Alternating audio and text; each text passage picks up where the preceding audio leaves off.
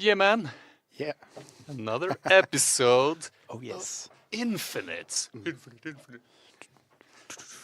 Need to get into the English speaking vibe. Yeah. Because we're not English speaking people, are we? No, not We're really. just two Norwegians Yes. speaking English Speaking, because Speaking English Norwegian. it's the international language of love. No? Yes? Could be. Could be. Yeah, Yeah. I don't know. We had a theme for today, which is curiosity. Ooh. Are you curious? Not always, but sometimes, yes. Yeah.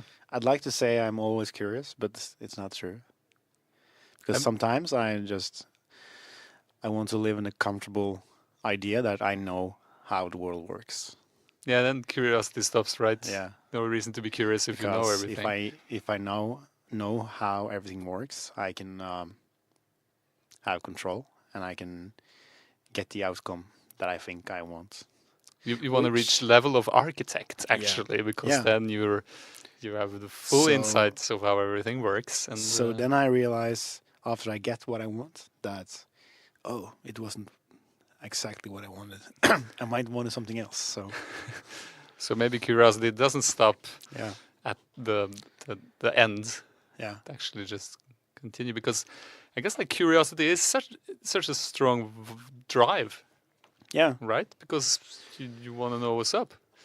Yeah. You kind of you want to explore that there might be something outside of what you think you know, and you have a sense that what you think you know might be a little bit outdated. So there must be something else, right?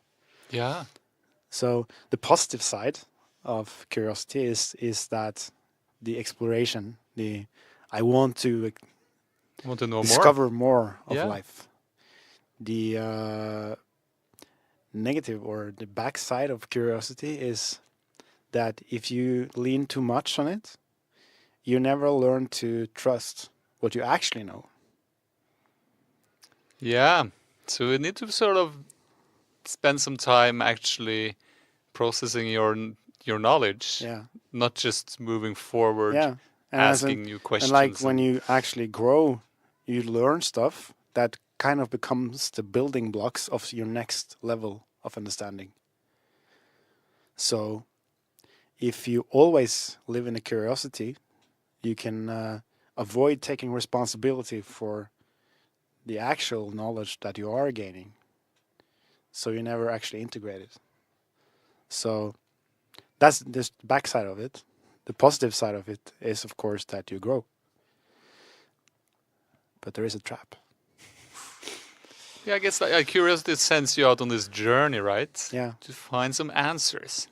But what do you do with those answers? Do you just stay with them, or do you just go on to ask new questions without actually doing anything with the answers you and then you got? Kind of lose yourself in exploration. Yeah. And you never really take home what you found. Yeah. Yeah. Because going on the journey actually requires you to go back home. Yeah, exactly. To show what you learned. And that's kind of, you can look at that in a big scale, like I'm on this big journey, and when I'm done, I'm coming home. Yeah. But the truth can also be, or is, that applies for every single, insight that you get. That once you go out to search for it, and when you have gone through the different, walls of obstacles that you've had, you need to take it back home and show it in order to integrate it. Yeah. Otherwise, you just end up with a new kind of backpack of stuff that you drag with you that you haven't integrated. So it doesn't work. Doesn't work. Yeah, it doesn't work. Yeah, well, yeah. So it's in a sense. So this on a bigger scale. Life is a journey, and you're bringing back home the knowledge that you learned in the end. Yeah. When you die, Yeah. so to speak. but also internally, just in every interaction, everything you do contains the components of this journey, because you're Yeah. going into a situation, learning something, Mm. and then either you're using that, or you might discard it, or Mm. because I guess the learning process will also be learning that something is of little or no value. Yeah. Like, for But instance, I don't know. the funny thing is that, okay, you go out on your journey and you find something, and you have the choice to bring it back. And if you don't bring it back, you just find other things as well, and just find new things, and your backpack kind of becomes heavy of things you think you know, because you have figured it out. Ah, But when you come home and integrate it, it kind of loses its power, because then it doesn't matter anymore, because the next lesson is something completely different. So the things you learned will be the building blocks for your next level, because you have integrated what you found. But it also doesn't matter anymore, so it kind of loses the value in a sense. yeah. Because and the only reason for that is that's because it's not what's going on right now. It's just what's got you to where you are right now. So that's how it is so interesting that something that can be so important in At 1 minute point, yeah. has zero value in the next one. Not in the sense that it doesn't matter, but it doesn't take your attention, or it doesn't have the pull on you anymore, because it's not part of your journey anymore. It's part of the past. It's part of the path, Yeah. actually. Yeah, Like, yeah. so you're building your path with the knowledge you gain, Mm. but you can't bring your path with you. Yeah, But you're going forward, learning, yeah, expanding yeah. as you go. So it's like the point on the path where you put your footprint is very important in the moment you put your foot on it. But once you have let go of that part of the path, it doesn't serve you anymore. No. Yeah. So, for instance, going to the moon, there is actually a footprint on the moon, which is so important to us, because that's the proof Yeah. we were there. Yeah. And why? And like, for instance, like, because the moon is interesting. Like, what did we learn by going to the moon? Now, all the astronauts who have left Earth has learned a very valuable lesson. Is Yeah. that from a distance, Earth is just one thing. And they are the only people in the world that have had that experience in their physical body, at least. Yeah. But so they've gained enormous insight as to the human condition, just to life on Earth as a whole, because they've seen that it's all one thing. Yeah. Whereas we down on the ground, there's like, no, it's not one thing. It's like water, and it's soil, and it's trees, and it's people, and birds, and cats, and dogs. But they've had the very distinct understanding. No, Yeah. it's one thing. But whether, and actually standing on the moon, I don't know what sort of insights that would give you, but I guess it would give us all sort of like a whiff of that, right? Yeah. But he's over there looking at us, and we're looking at the moon, and the moon is a thing, but now there's a thing on the thing, but we can't tell the two things apart, so he's the thing. But so in a sense, I'm just theory making a theory here, I guess. Man on the moon was the best way for us on Earth to see that Earth is one thing. Yeah. Because the moon is the one object that we can actually observe, which looks like just a piece of something, which is mostly white, but has some like gradients and stuff on it. If you look with like a pair of, it's like a binocular, you can see it even closer. Yeah. Star binoculars. I can't remember the word for that in English. I'm sorry. But telescope? a telescope. Yeah. Thank you. Thank you. You're welcome. So you look at the telescope and you will see even closer. But I reckon even though Neil Armstrong and Buzz Aldrin were standing there on the friggin' moon, the telescope would not enable you to actually see them Yeah. on the actual moon. Yeah. So they were a part of it. So we experienced something bigger than ourselves, except we weren't even born then. But the people, like the moon landing is so important because it gave us a very valuable lesson Yeah. in seeing ourselves from the outside. I'm not quite sure we actually sort of caught it, and took it back with us. Yeah. And I guess that's what makes it's- this so interesting is that we make all these amazing discoveries, right? Of our like life on Earth, how we're built. But it seems that we tend to not actually take the actual knowledge gained from it. We just take sort of like the sheer physical, like the value of it. Yeah. So we found out we have DNA. Okay, so we can clone things, or we can. But But it's also like- DNA says something about sort of like the building blocks of the body all Yeah. know how But- we're built. But it's also like we will always limit ourselves to, in a sense, see the perspective we see when we experience something new is very often reflected back on needing to make it make sense in our current, reality. So if you look at the at Earth from the moon, it's very hard to claim that the Earth is flat. Yes, fairly But difficult. so that's a very obvious, obvious thing that it's round. It's a ball. But in a lot of other situations, it's very easy to justify the experience based on your references, which is natural.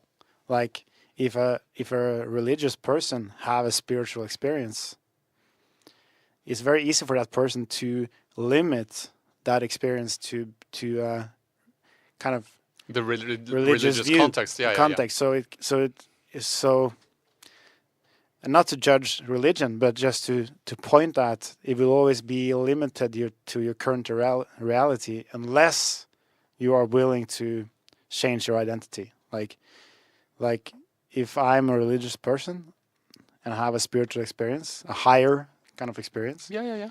it will always be referenced to that. Like also if I'm a science person and have a spiritual experience, I can also make it very limited based on that. And as a spiritual person having a spiritual experience, it will also be limited based on my perceptions, that what I'm capable and ready to see and understand. So that's where we will take our learnings from, like how much are you willing to see in a situation that you experience, because it is limited to your way of being open to it or not, like, if that makes any sense. Yeah. It makes sense. Yeah. Yeah. I guess I was thinking while you were talking so eloquently that, for instance, with religion, it seems to me that people will tend to, like, say, when you have a spiritual experience, like you have an experience of non-duality or something bigger than yourself, but you put it into the framework of religion. Yeah. And instead of making it your path, like we talked about, you're keeping it up in front of you. So you're sort of saying, well, I need to stop here, Yeah. no further. And the same with science. So it'll be like, oh, so it seems like when you go into like a subatomic level, things get sort of weird. Well, I'm going to keep that. I'm not going to pursue that in any other way than from the scientific point of view, because I would never allow something else to sort of get into my field of vision. So I'm just going to keep it there. And the religious people will be like, so stuck into the notion, right, of, well, so the Bible was written, and this is how we sort of, that's how this goes. And if you question this, or if you sort of try to move past Yeah. like the barrier of this is the truth, you'd be like, no, no, no, no, you're not. This is not religion anymore. You're out of the club, or Yeah. and it's very But interesting. But yeah, because it is some of the hardest work you can do is to challenge your identity. Yeah, Like whatever background you come from, it has formed your identity of who you think you are, and any kind of question that can challenge that, whether it be religious perspective or a scientific perspective or any idea of who you are related to this experience, is scary as hell to start shift those kind of perception filters, because it is like your identity, everything you experience is filtered through your identity. So that means everything you experience is based on your identity, and it couldn't be otherwise. So asking the question, what if this isn't true, on that kind of level, can potentially, change everything, like really everything. yeah.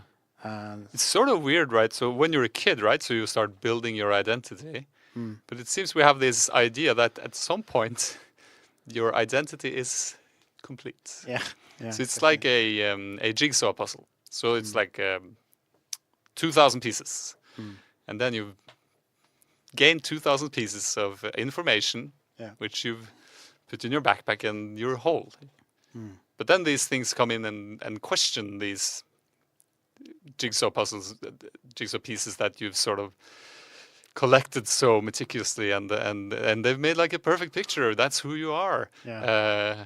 But then there is this thing, and it doesn't fit, yeah, and it will expand your puzzle Yeah, because- even more. But that's what's you start happening, holding is back, right? Because Yeah. wait a minute, but that's who I'm. I can Yeah. certainly relate, because at one point in my life I was very like caught on to the idea that thinking bad things would make you a bad person. And then I think my psychologist or someone was like saying, well, what if you sort of try to expand on that and actually see what happens if you live with that. Yeah. But I was like, but that's not me. That's not who I am. I can't be that person. I'm a good person. I can't be a bad. Those pieces, they don't fit Yeah. into this puzzle, Yeah. because I have an idea of what the puzzle should be like. Or like with religion, for instance, like years ago, before I sort of had any, like, because I'd closed off the spiritual door entirely. Everything like which would be like supernatural or like religious or speaking of something other than Yeah. just the observable, I'd be like, no room for this in my puzzle. It's I've got my stuff. It's I don't want to build a road further. I'm just gonna stand still here and Yeah. and be super comfortable in stillness. That's the interesting part of it, is like when you, based on your identity, and you go out there to discover new things because you're curious, everything you find that can kind of benefit your identity, make it stronger, make it bigger, kind of confirm that what you believe is true. It feels so good, to discover new information that can justify your ego in a way, that the way you see the world gets confirmation based on what you find. Yeah. It's so kind of that feels good, right? That feels really good. Yeah. So, and then it's like when you get the questions or the kind of puzzles that doesn't fit your image, that's where the hard part comes, because you try really hard to justify it and make it work, make it fit in based on your perception, based on your picture. But at some point you realize it doesn't work. And that's when your identity starts really getting challenged, and it kind of starts getting uncomfortable, because you realize at some deep level inside of you that what if I'm not right? What if there is something else here that I don't understand? and that's scary. And also, like, I have a friend that I met at a. It actually was in a spiritual workshop several years ago when I was curious about this whole thing myself and didn't really have much references to the spiritual way of life. And he was really into the spiritual stuff. He was also fresh and curious about it. And this was a workshop learning how to use your healing powers, which was for me something I could never ever tell other people about. That I'm at this kind of event. That whoa. Way off. Yeah. Way off. I understand. So meeting like-minded people there was really interesting and a nice experience. And for me, it was a confirmation that the spiritual world there must be something to it, because there are other people confirming my then evolving idea of what the spiritual world meant. And I got a really good connection with him, but we didn't talk much afterwards. A year or something later, he started writing to me that asking questions if I was still into the spiritual stuff and if I was doing healing work, and because he had taken a completely different path. Like, he had found back to his religious views as a child, realizing that the spiritual world and the healing work that we did was kind of some kind of demonic work, like something really bad, like related to the devil and a really dark path. Yeah, the bad stuff, the dark really arts. bad stuff. So he was encouraging me to also take distance from it, because this realization that he had was really important. That I got, because he was caring for me. Yeah. He wanted me also to understand that I should look deeper into this stuff by like taking a decision. Am I really willing to go down that path, or because it's not too late to turn around and to come back to Jesus and come back to the good side, the only true path to God. Yeah. And I'm not saying this to make fun of him. No. But because it's a really good intention. But for me, it's not my reality, and I see that as a limitation through his perception filter. Then kind of condemning everything in the spiritual world based on a religious perception of how it works. That is very dualistic. That there's good and there's evil, and that's the end of it. It's so interesting then how he was presented like you with like this opportunity to grow, but found a piece contradicting his sort of existing belief. Yeah. And just ended up reaffirming his existing belief even more, as opposed to expanding and growing and questioning his external beliefs. And it's so interesting, and I think it's so like relevant to all people. Like in everything we do, we're sort of always challenged with sort of, are you willing to let go of some of the things you know to gain something more, or are you going to keep on carrying this same stuff around? Are you going to use this experience to confirm your old paradigm, or are you going to use it to learn to shift your paradigm? Yeah. Regardless of what it is you're shifting to, it's like it is. Are you willing to take the invitation to learn to see something else, and you need to be able to. You need to be willing to see it before you can actually take the decision: is this for me or not? Because otherwise, we're judging something based on. We can't hold on to the old and still decide whether the new is right or wrong, because you have to really experience the new without the old to be able to say this is for me or this is not. I got this image of food. So you have so you eat like one particular type of food is your favorite food. It's like oranges. And then someone comes along and says, well, have you tried apples? And I'm like, yeah, I got my oranges. I'm not going to try. Yeah. I'm not going to challenge. They're my favorite. What happens if I like apples better, or I might not like apples at all, Yeah. and maybe you try apples, and that would put oranges in a total new context because they're not just oranges anymore. They're oranges in relation to apples.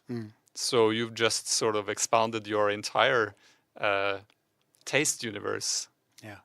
like a lot, by just simply trying. And it's like with I have kids. I got 3 kids, and you'd be like trying to get them to try new things, new flavors, new foods, and they'd be like, nah, I'm just gonna stick to whatever what I'm used to. I'm like, but you need to try new things, to experience new things, to grow, to learn, and it just sort of occurred to me that it's exactly the same thing because it's everywhere, right? Yeah. So you can sort of hang on to say, like, well, I can speak one language, so I'm not going to learn another one. That'd be stupid because then I would. But Why would I do that? It just wouldn't take me anywhere, and everything will help you to Yeah. grow and learn new things if you just dare to take that step into it. That's true. Um, But it's also a trap that I got into so many times through this, because my background is an entrance to the spiritual stuff through personal development. Like I was finding this path of working on myself, and that to get my career right, to get my love life right, to get like everything in order. yeah, to be the best Yeah. person you can Yeah. be. Yeah. Without any spiritual side to that kind of work. And then it gradually turned into a spiritual work for me. But part of that journey has given me a kind of hang up that I need to work on myself. I need to use every situation as an invitation to grow. And I realized at some point that was actually start holding me back to enjoy what I had in a situation that I thought in every situation I needed to make the higher choice, which is a good idea, but it's not true to having a human experience, actually enjoying the journey all the time. Because I'm a total supporter of taking the higher choice once you're aware of it. Like, okay, I need to take this direction because I know it's gonna challenge me. I know it's gonna give me a new learning, a new experience, and take me on a higher path. But it can be kind of a single, like, it can be too much and hold you back from actually enjoying the goods you have created and the life you have kind of earned through the hard work you're doing. Yeah. I guess in a sense, you end up making a new sort of set of rules Yeah.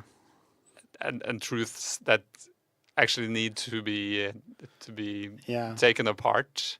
Yeah. Like, I think we talked about this in the Norwegian Yeah. show about how the moment you sort of found this truth, that is actually the exact time when you need to let it go. But like we talked about, like the journey and the path is like, so you have these questions and you find answers to them, and the moment you've sort of incorporated those answers into your life, that's when it's time to actually move on. Yeah, exactly. Because you're on a journey. You're Yeah. not. Yeah, and life has different phases. Like there's a book I read a little while ago that has this concept that we talked about before, but the sea of samsara, that you're crossing. If you can look at life as a sea that you're crossing, and your ego is kind of the vessel that you need to have. You cannot get rid of your ego. Your ego is the vessel or the boat that you use to cross the sea of samsara. Yeah. And there will be different parts of the ocean that sometimes there are huge storms. Other times the sun is shining, but you're going through this journey. So in one phase of the journey, you need to build your boat so that it can hold the storm out. So you need to be really like, you need to kind of build the whole boat kind of so that it doesn't come any water in from any side. So it has to be strong and has to be going in a clear direction. It has to be really like, there's many things that you need to make sure of in order to get through that part of the ocean. Otherwise, you will drown. But if you continue travel the same way when you come to another phase of the journey, your vessel is so closed that you cannot get any of the new experiences you need to have on another part of the journey. So you kind of actually has to let go of parts of the boat to let the light in, to be able to sail through the wind, because now you can use the wind. Like there, so that's why your ego is constantly a vessel that you have to change. So, and you obtain some kind of knowledge, and you make decisions that you later on has to let go of in order to get to the next level. And that's can be hard sometimes, because we come into a new path, a new part of the journey, and the reason we got there was that we learned this really important information and made these really huge choices. So now we start clinging on to those choices and clinging on to that fact that this is the way. But at some point, that's exactly what we need to let go of to get to the next. That was, Yeah. it's super good, sort of like picture of Yeah. of the whole thing. Yeah. It's very good. Huh. But it's, I guess it's like with which always had me like confused, because people will be talking about culture, like this constant, like this one solid thing. Mm. Now, especially here in Norway, we've been talking about culture. So, like in terms of if we have immigration, will they ruin Norwegian culture with their culture? Yeah. But in my experience, culture is an evolving phenomena, right? So culture yesterday is not the same as it was today. It's always just evolving with whatever you put into it, and actually like with the building blocks of your life is we some things we keep, some things we shed. Yeah. But to go forward, we sort of need to actually process the new stuff, and sometimes that means letting go of the old stuff. Yeah. And I think it's so interesting, because I so realize that in my own mind, my ego is not something I'm going to change. Like my ego would be saying like, hey, we got this thing like worked out. We have like this sturdy boat. Yeah. And like you said, it's like gives you perfect cover, but you can't really see anything. Yeah. So your experience is limited to just trying to get to the end. Yeah. But but at some part of the journey, that's exactly what you need to do. Yeah. Like, That's what I like. Like very specifically in the spiritual journey, in the sense of waking up, in the beginning of the journey, when you realize it's a journey, a lot of the work you have to do is to get kind of out of the mass consciousness. Like there's really hard work and a lot of things you have to go through. That is very decision based of avoiding something or choosing something, in the sense of getting out of this kind of cloudy dark that you realize you're stuck in. That might even be why you woke up, because you realize you're stuck in this clutter of the mass consciousness, the way everyone thinks, but that you realize is not really you. So in that part of the journey, you really have to build a boat that is just okay. I have to get through this storm, and I realize there is not much to see right now because there's a storm, and I just have to make sure the boat is going that direction. But once you're out of that, the darkest clutter, you have to rebuild your boat, or it's going to be just an empty, painful journey, not really giving you the next things you need to look at. Yeah. It was something you said about like when you get out of the ruckus, and it came to me sort of like the image of noise. Yeah. So like, which I think was my path into the spiritual world, was when I realized the noise as opposed to the silence. Yeah. And what the silence sort of made me aware of was that, oh, there is actually a world here. And I guess it just felt like appropriate in terms of like when the storm's hitting and you just need to get through it. Mm. There's a lot of noise. Yeah. But when the noise subsides and the silence hits in, that's when it's time to sort of Yeah. um, Open up the boat. open up the boat And look and at the, and see what's going on. maybe you can even see the big sky with all the stars and the dark night Exactly. in all that beauty when you're in the middle of the still. Just imagine you have gone through the storm and you're rebuilding your boat, and when you open up your boat, you can look up and you're just floating on this dark sea, but it's silent. And you look up in the sky and there's like stars everywhere, and you can see the moon shining. And you just realize that tomorrow is another day, and this is not the storm that is your next chapter. Because I think it is very common if you have a kind of rude spiritual awakening that is very like painful in the sense that you have to get out of that noise or have to get out of that. It's really a shift to accept that the world isn't that storm once you're out of that storm, because there is a limit to how long you need to go through the storm in order to wake up. But if you believe it is always going to be a storm, I think you spend a lot more energy and time. You're just, floating around in that storm. You're just circling the storm there. Yeah, you're circling in the storm, actually. Yeah. In a sense, you are the storm. Yeah, exactly. You're what's generating the storm. Yeah. So coming out of that is like a really new beginning. I think there's many of those phases. I don't know all of them, and I think there might be the different ways of course, understanding those phases in your own life. But for me, it's very relatable that there was this storm, and I feel I found a way out of it. But that can also be confusing sometimes because I still have, very a lot of. I'm so used to working hard through that storm that kind of sometimes still my kind of reflex to go to like, oh, I need to work my way out of this now. But I realize that that's not that mechanism doesn't work in my life anymore. But I still try it before It doesn't serve you anymore. I get to the point of surrendering in another way. That is not true hard work. Yeah. Surrendering.